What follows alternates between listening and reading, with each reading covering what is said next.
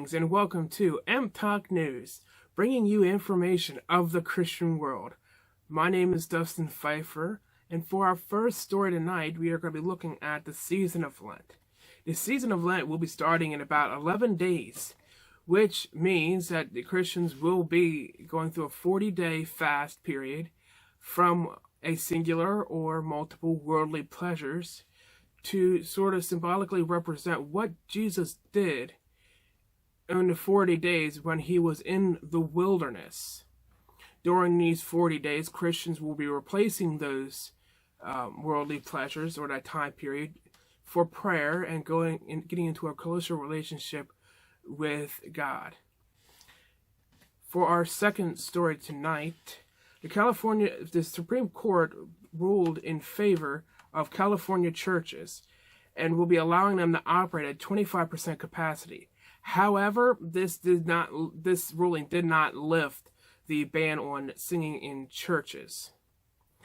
Neil Gorsuch had wrote that we are not scientists, but neither may we abandon the field when government officials, with experts in tow, seek to infringe a constitutionally protected liberty. I'm sorry, that was Justice Neil Gorsuch. Later on, Roberts also wrote, First Justice Roberts wrote, the state's present determination that the maximum number of adherents who can safely worship in the most cavernous cathedrals is 0. This appears to reflect not expertise or discretion, but instead insufficient appreciation and consideration of the interest at stake. Deference, though broad, has its limits. Now we are going to go over to John with our international news. All right. Thank you, Dustin, for those reports. And now we will go to your international report for the week. So let's go ahead and get that started. So first we're going to Myanmar. I do apologize if I mispronounce any names. I do apologize. So on February 2nd of this year, there was a military takeover of the country. So there was a military coup. The new regime has declared a year-long state of emergency, the Tatmadaw. I do hope I'm pronouncing that right. They've already set about removing officials and appointing new ones to replace them. Many of the arrested officials during the coup were released, though some still remain under house arrest, such as the president and I believe the prime minister. The Tatmadaw is responsible. They have a history of religious persecution to anyone not Buddhist. And so the United States, as well as other countries, such as the United Kingdom, have announced that they will no longer provide financial support if the Tatmadaw does not step down and return the deposed officials. Many Christians are preparing for the worst, as abduction and murder are all too common under the Tatmadaw. They are known for these things in the past, so many Christians are prepared for the worst. Going over to India, this is some lighter news. So we're going to head back to India now. The national government has announced they do not plan to pass a national anti-conversion law. Christians are relieved, although they still call for the states to repeal the laws at the state level. As you guys have known, and as we have reported before, Hindu extremists have been increasing their acts of violence towards anyone not Hindu, though particularly against Christians and Muslims. And so it's hoped, the international community is calling for the removal of these anti-conversion laws at the state level. However, it is good that the country itself will not impose a national anti-conversion law.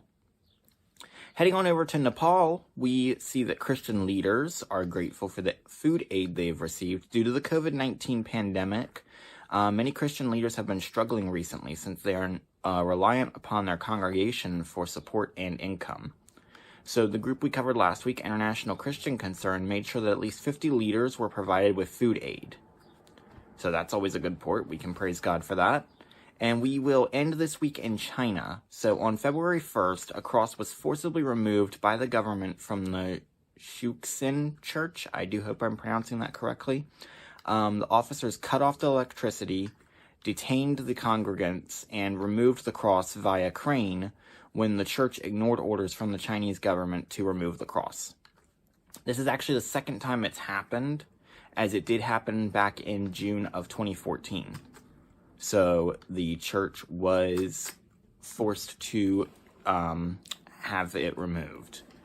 and we are not quite sure what's going to happen now with that. We do ask that you do continue to pray for all of these individuals in all these situations. You know, pray for China, pray for Myanmar, pray for Nepal, pray for India, pray for all the places we've covered before.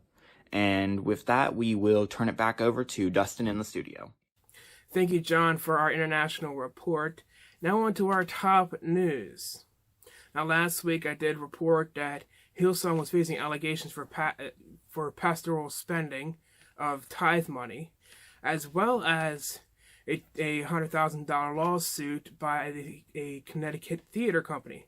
However, what I did miss was that there was also a $20 million lawsuit against Hillsong Church in Australia for the building and selling of structurally unsound apartments, which numbered at 300 apartments.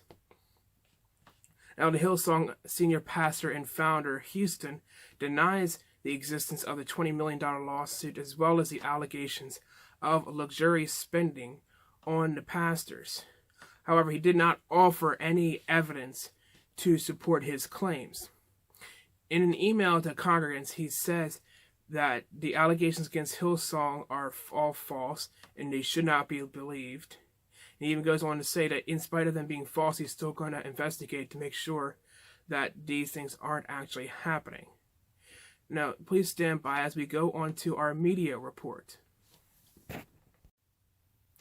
Welcome back for our media report. So we're going to be covering the top 10 songs for this week, which at number 1, we have Truth Be Told by Matthew West, which was released November 8th of 2019.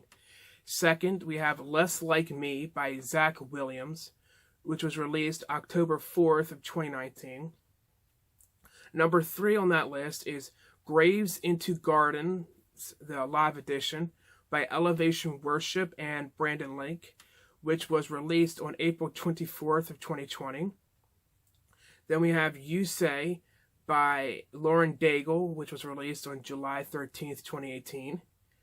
Number 5, we have Battle Belongs by Phil Wickham, which was released September 4th, 2020. Number 6 on our list is Face to Face by Natalie Grant, which was released July 10th of 2020. And for number 7, Say I Won't by Mercy Me, released December 4th, 2020. Number 8, Fires by Jordan St. Cyr, released April 10th, 2020. Number 9, we have God Who Knows, which is the radio edit, by Chris Tomlin featuring Thomas Rhett. Finally, number 10 on the list is There Was Jesus by Zach Williams and Dolly Parton, which was released October 3rd, 2019.